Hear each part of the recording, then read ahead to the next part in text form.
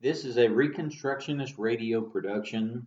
Please visit garynorth.com/freebooks for a free downloadable copy in PDF form of this book. Productive Christians in an Age of Guilt Manipulators, a Biblical Response to Ronald J. Sider by David Chilton, published by Institute for Christian Economics, Tyler, Texas, copyright 1981. I am reading the revised and expanded edition, dedicated to P.T. Bauer, forward by Gary North. Appendix 3, The Missing Blueprints, a Parable. The community of Anomia was in an uproar. Everyone insisted something must be done. The trouble was nobody was really sure about just what to do. You see, they were all gathered together to build a city, but all agreed that there were no blueprints. True, the architect had laid out the blueprints long ago. Most everyone conceded that point. And everyone even had a copy in his own language. They read this book, the Builder's Manual, every day. But that's where all agreement ended, and the building program had come to a halt. Some said the manual was outdated. After all, this was to be a modern city, and the manual had been written in the days before freeways. Surely it could be of no contemporary usefulness. Moreover, they insisted, even when it was first written, it had a lot of structural errors. This point was amply demonstrated by referring to the fact that many of the specific instructions contained provisions which all Anomians of every party absolutely opposed. The manual is wrong, they declared. Nobody in his right mind wants the city to look like that. But others were not so bold. After all, they countered, those blueprints may have worked in the ages past. But we are in a new age. Surely, if we were to build the city according to those old blueprints, we would have nothing less than an architectocracy. And nobody wants that, not here in Anomia. An offshoot of this group took the argument even further. Therefore, the city cannot be built. There are no blueprints. There is no plan to which we are all agreed. We are wasting our time trying to build one. If the architect wants a city, let him come back and build it himself. And they dropped their tools to the ground. They did not, however, abandon the project entirely. They began holding weekly conferences to chart what would happen when the architect returned someday, mapping out the beauties of the future city, plus a few minor alterations of their own, and singing their theme song, "There's a City in My Heart." Whenever a passing stranger would point out that the architect had commanded them to build the city before he returned, they would immediately dismiss him as a raving manualist or an architectocrat. Finally, some younger Anomians put forth some new, refreshing ideas. "We agree with you all about the blueprints," they said. "It is indeed surprising that in a supposedly all-encompassing manual such as ours, with 1,189 chapters, that there are no blueprints at all. But there are none.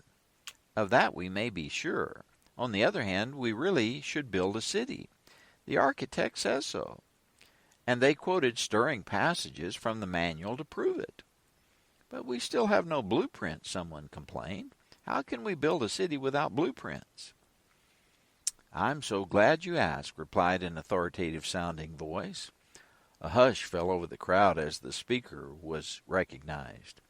It was none other than Dr. Demand Side, a distinguished professor at the School of Manual Arts, an expert in blueprint theory. He was also known by his associates as an avid collector of candy canes and old German marks. But he had never publicly admitted to being either a Keynesian or a Marxist. Dr. Side informed the audience that the reason for their dilemma was that everyone had ignored the supplement to the manual. that the missing blueprints had been in there all the time. The supplement, he went on, was composed of some junior architects around 1848, and it has since proved very useful in building cities. "Wait a minute," cried an old man. "I know what you're talking about there. That's no supplement at all. Those architects wrote that in order to replace the manual, they had no intention of supplementing it." Dr. Side sighed heavily. Some of his followers, called the other Siders, moved menacingly in the old man's direction with clubs, but Dr. Side stopped him. "Now is not the time for violence," he whispered.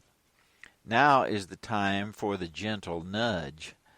And so, as the other Siders gently nudged the old man to the edge of the crowd, Dr. Side graciously answered his objection. "Yes, it's true. The men who wrote the supplement hated the manual and wanted to replace it. They were very wrong, and I certainly do not mean to condone any of their actions. Nevertheless, their practical programs harmonize very nicely with the manual itself, especially if we disregard the outdated parts. Has any Anomian come up with a better plan? And what alternative is there? Surely none among us would choose to implement the actual instructions of the manual. That would be barbaric." Everyone nodded in agreement. The professor certainly had a point there. Sensing his advantage, Dr. Side held up a copy of his recent book, City Builders in an Age of Cave Dwellers, and proclaimed, "The answers are all in this book. The blueprints are no longer missing." The crowd went mad. At last there were answers. Here was a way to build the city without going to the manual, and without seeming to reject the manual either. Thousands of Dr. Side's books were sold, and while it didn't quite live up to its reputation, it didn't actually have detailed blueprints either, just a general theme in terms of the 1848 supplement. It accomplished a lot. It made the Anomians feel guilty for the way they had been building in the past. It showed how those parts of the city had been built should be torn down. It demonstrated that the city had been built at the expense of the cave dwellers. Well, it didn't exactly demonstrate that point very well, but it repeated it so many times that everyone believed it did. And from the Anomian point of view, it was irrefutable. The people of Anomia gladly gave Dr. Side and the other Siders the power to do whatever they wanted, and he in turn provided everyone with a lifetime supply of candy canes and German marks. Some began complaining that the canes didn't digest very well, and that the marks had no exchange value, but troublemakers are quickly silenced. More people began reading the supplement, and the manual, if it was read at all, was reserved for reading at funerals where people talked of the city in the sky. And there were many funerals, more than in the old days, but the other Siders explained that it was only because they were not destroying the city quickly enough. Besides, Dr. Side would say, quoting one of his mentors, "You can't make an omelet without breaking a few eggs." So the work went on. As the clouds gathered over their heads, the work went on. As thunder began to roll, the work went on, until the storm finally broke, until the rain descended and the floods came and the winds blew and beat upon Anomia. And it fell, and great was the fall of it.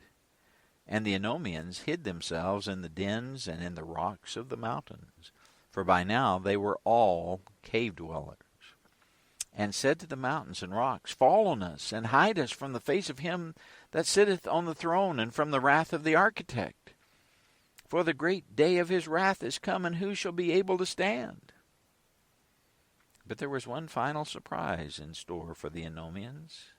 It came after the end, when Dr. Side removed his mask. The Reconstructionist Radio Podcast Network brings to you a complete lineup of podcasts. where you will hear practical and tactical theology. Our desire is not simply that you consume our shows, but that you also live out your faith in every area of life.